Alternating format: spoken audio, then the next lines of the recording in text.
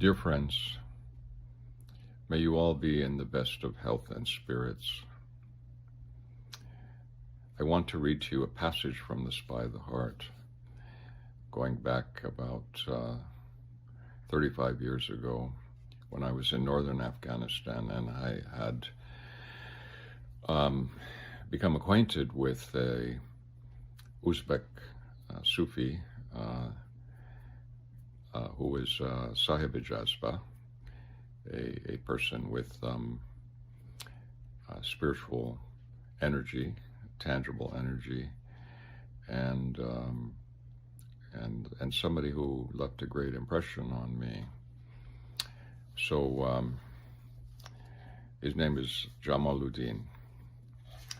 Jamaluddin Rahmatullah, an itinerant Uzbek Sufi sheikh from northern Afghanistan, was an extremely knowledgeable person of great sanctity, with whom I had been studying the practices which led me into deep meditation. Sufism requires many long years of delving deeply into oneself to experience the many levels of theophany, witnessing the divine reality that can occur from such practices. In Sufism, this is always done with the help of an experienced guide. I felt very lucky to have Jamaluddin's guidance to interpret the experience I was having in deep meditation, by which is meant zikr, by the way. In our culture in the West, meditation has similarities to zikr. So green, a luminescent green, I described to Jamaluddin what I had witnessed in meditation one day. It reminds me of the green of emeralds, the best emeralds, but it is much more brilliant and beautiful. It seems to appear after some of the other colors we've talked about before. Does this color move or change? He asked. Yes, it is like the others. It moves. In the background, my awareness becomes vast and luminous, like the dawn. Then the colors appear. It is as though they are coming up from the bottom of an ocean towards the surface. It is something like that. Or I will see irregular green circles undulating like waves, spreading from the center towards the edge of a fountain, except there is nothing like an edge, only infinity. Very well, this is all fine, Jamaluddin said. Do not become attached to this vision, and do not concern yourself too much about this. It is just one of the many ways that God displays himself in you. These are his ayat, his signs. He confirms their existence when he says in the Holy Quran, we will show them our signs on the horizons and within themselves until it shines forth for them that he is the real. But tell me about yourself, your sense of yourself while having this experience. How do you experience yourself during these visions? Well, my sense of myself also seems to go through a series of changes, I answered. As I practice letting go of things, I find myself more and more easily in the experience of only. There is only now, only here, only one. It is one ocean that is only itself. The sounds I hear are only it. The things I see are only it. The sounds I hear are only it, the things that I see only it. There's only an almost unbearable beauty and vastness. Sometimes it closes in on my remaining self-awareness, and I become lost. Sometimes there's something like a bolt of lightning or an explosion of light that leaves me completely lost. Sometimes there is utter darkness. I always find myself again as I emerge from oblivion. I am left feeling the greatest sense of awe of Him, of God. Very well, Jamaluddin said after a moment of reflection. Keep up your practice. Do not become attached to these visions, but be thankful to God for them. They are like the inner visions of trees and fountains that you described to me last year, or like your vision of Eve, but at another level, a more abstract level. They are all representations of the divine realities. He was referring to the visions I was still having in meditation that were the manifestations of spiritual meanings in the forms of recognizable things and beings of the world. Each vision that appeared to my mind's eye would flood me with the awesome sense of the particular spiritual reality it represented. There was often the vision of a luminous tree, which as it grew more brilliant, overwhelmed me with this representation of life and divine majesty. There was the appearance of Eve, or an image of the divine feminine smiling upon the world. I would regularly see the sun rising from within my core, its light penetrating every recess of my mind and body and purifying them completely. And then there were these visions that were impossible to describe except to say that they manifested in colors and shapes that I could not compare to anything easily, but which impressed themselves even more forcefully upon my awareness and dominated my state. He paused for a long moment of silence. He then started to speak again.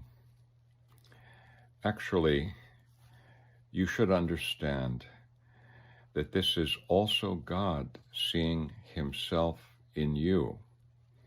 You are simultaneously having your own experience while also acting as a mirror for God to view Himself in.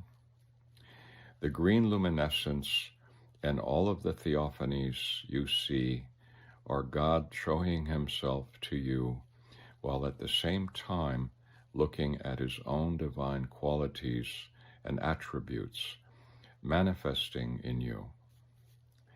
Jamaluddin was referring to the commonly held Sufi doctrine that the human being is created according to God's own form, which the Sufis interpret to mean the qualities or characteristics of God. In fact, all of the Semitic religions share this belief. It is enshrined in the scriptures. The Gnostics of each of these religions have claimed that this concept refers to the clarified mirror of the heart, in which God both manifests and observes Himself. According to the canonical hadith, I was a hidden treasure, and I loved to be known. I created the cosmos so that I would be known. Jamaluddin continued, you should also understand that these experiences are not visions of God's supreme essence, which is beyond our capacity to perceive.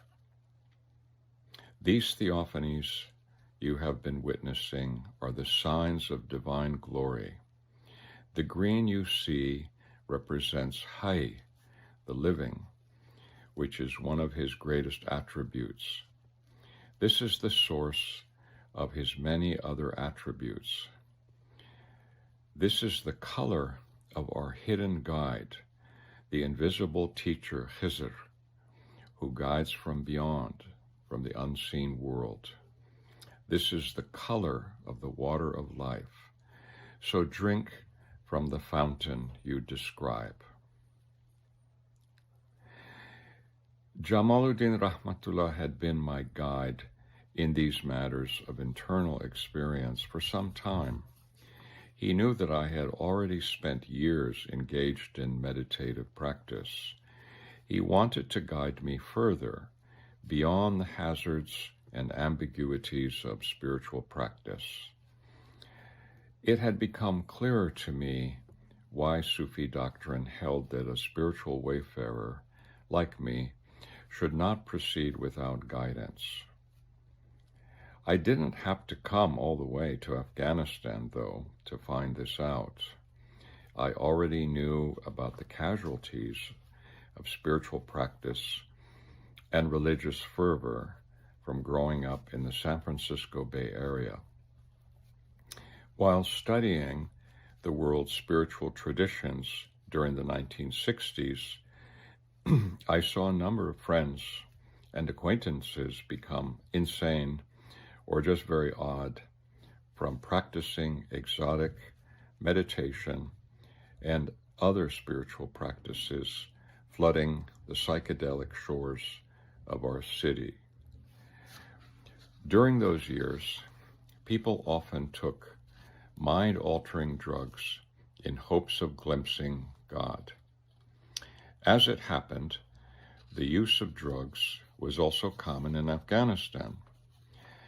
Jamaluddin was very critical of the hashish-smoking dervishes that lived in the region. I was not at all surprised by them. I had seen Afghans throughout the country smoking hashish, and not just because they were dervishes, from musicians who said they played better, to mujahideen who said they fought better. Among a certain segment of the population, there was a broad acceptance of smoking the sticky lumps of pollen gathered from the husky cannabis plants growing everywhere. Jamaluddin thought it was already risky enough to practice the self-purging of zikr, meditation, which resulted in losing one's bearings. Losing the ordinary self-organization we call personality and ego. He often stressed the need for cultivating ethical behavior and for practical, even manual work in the world to balance the individual who engaged in spiritual practices.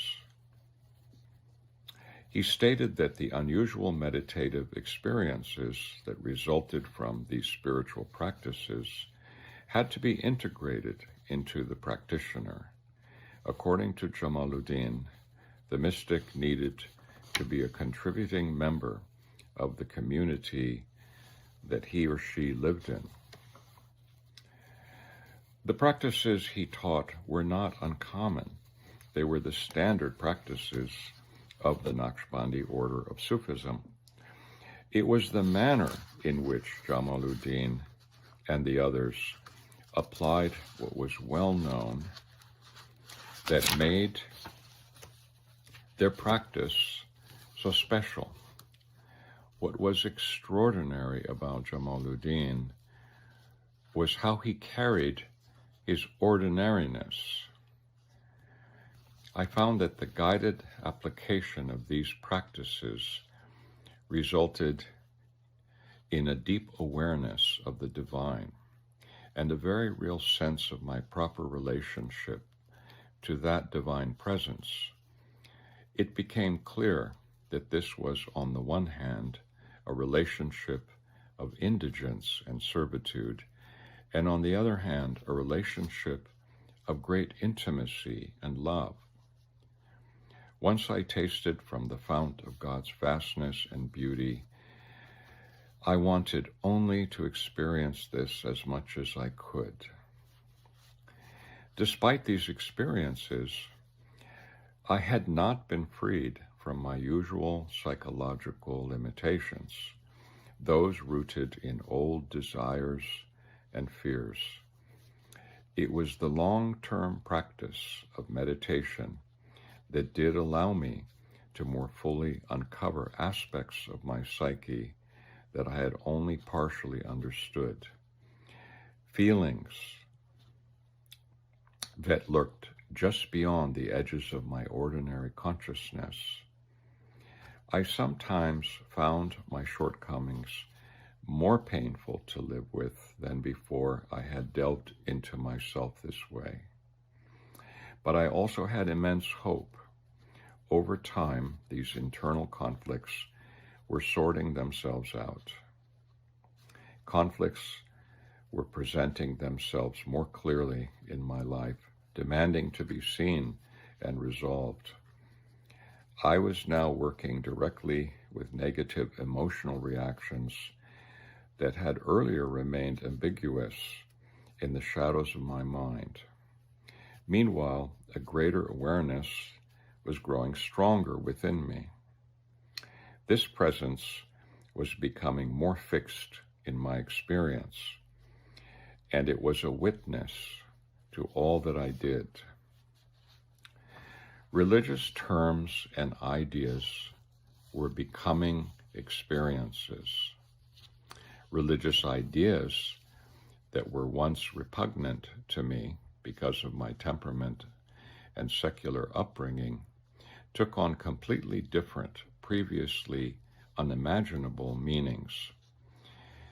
I experienced God, for example, as existence itself in its infinite expression and becoming. Worship had become what I can only describe as a spiritual lovemaking. It sounds extreme, but I'm comforted by the fact that I'm not the first person to describe mystical union in this way. There is in this communion a profound experience of intimacy, beauty, and love, only possible by complete surrender of oneself, analogous to the surrender of the best lovemaking, but within oneself. These experiences from my inner life led me to some startling realizations about the physical world we inhabit. I was beginning to feel and sense beyond my habitual faculties of thought and belief that this world and all of the events were a collection of manifested symbols from another plane of reality. I started realizing that the happenings of this world represented the manifestation, the apparitions of spiritual realities. A wall between my deeper consciousness and my more usual personal experience had been toppled. I was now experiencing relationships between my inner and outer perceptions that I had previously been unaware of. When this began to occur, I remembered Plato's words from his parable of the cave in the Republic. In that parable, one of the most famous philosophical similes ever written, Plato begins by describing the fate of human beings. They are pictured as prisoners within a cave, so tightly bound that they are unable even to turn their heads from side to side. They face the cave's inner wall, upon which are cast the shadows of themselves and various objects which, unknown to the prisoners, are moving behind them. The prisoners do not know that a fire burning even farther behind them, in the direction of the mouth of the cave, is emitting the light that produces the shadows they are seeing. Voices and sounds from behind them echo against the wall and are interpreted by the prisoners as sounds coming from the shadows themselves. It would be highly unusual and difficult, according to Plato, for any of these human prisoners to loosen their ties enough to turn around and begin to appreciate the true source of what they had been seeing. In fact, even if they could manage their effort and pain needed to turn around, after a lifetime of being trapped in their fixed viewpoint, it would take them a considerable period of time to recognize the original forms that had been casting the shadows. They would still think of the shadows as more real than the objects that cast them, until they could make the perceptual transition. Over time, they might come to know the truth about their lives and eventually even learn to discern the light which allows for sight, but which causes blindness when it shines directly in their eyes. When I later went back to read Plato's parable, I concluded from his description that he was indeed writing about mystical experience, essentially of the same kind that I was being tutored in 2,000 years later in faraway Afghanistan. It is clear from Plato's experiential language that he's describing a real shift in perception, not just an exercise in philosophical thinking. I had read this parable many years earlier in the context of philosophical inquiry. The conclusions that various ancient and modern commentators reached had always left me feeling that something was not being grasped. I now understood that this parable had nothing to do with conventional philosophy. Plato was mapping the mystical experience which alone allowed for the insights he described.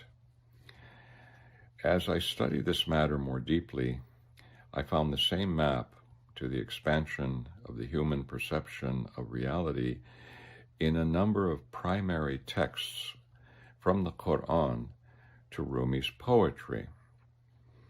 I later brought up with Jamaluddin the point about seeing the connection between Sufi experience and what I thought were similar descriptions of mysticism in classical Greek literature. He said, "We call Sheikh Ibn Arabi one of our greatest teachers from the past, Ibn Aflatun. This means the son of Plato. The Sheikh opened many doors for the people of the way. No one has written about Sufism with more authority than he has. As you know, we study his works very closely, even to this day. It was a fact that Greek thought, in particular the works of Plato and Aristotle, as well as Greek mathematics and the natural sciences, had been thoroughly absorbed by Islamic culture early on in the 8th and 9th centuries AD. Muslims also adopted Neoplatonic works, including treatises on mysticism, such as the Enneads by Plotinus. The majority of early Islamic thinkers and theologians did not think these works were in conflict with the Quran's teachings. On the contrary, they were regarded by most Muslim philosophers as being consistent with the Islamic revelation. Ibn Arabi was born in Andalusia in the 12th century, half a millennium after the Prophet Muhammad, peace be upon him. By then, Islamic culture had not only absorbed, but had further evolved Greek philosophical and mystical ideas. This Spaniard, whom Jamaluddin held in such high esteem, had such a major impact on Islamic thought and mysticism that he is to this day also known as the greatest teacher. So, my friends, I will stop there. I hope that you will think about the points that Jamaluddin was making. And as far as my own experiences during the time that I knew him, they were very, very helpful. And over the years, I continued to do those practices. And as most of you know, I was very lucky to find another Sahib-i-Jazba, another one of these people who have tangible spirituality, and that was, of course, Ras Muhammad Zareh, the teacher of our Hanaka to this day. And so it was those blessings, having two very, very influential teachers, and especially, in fact, over many years with Ustad Zareh, allowed me to move forward and to understand the Sufi way. And I hope some of the descriptions I gave of my own journey will be of help to you. And may God bless you and keep you in good health and spirits.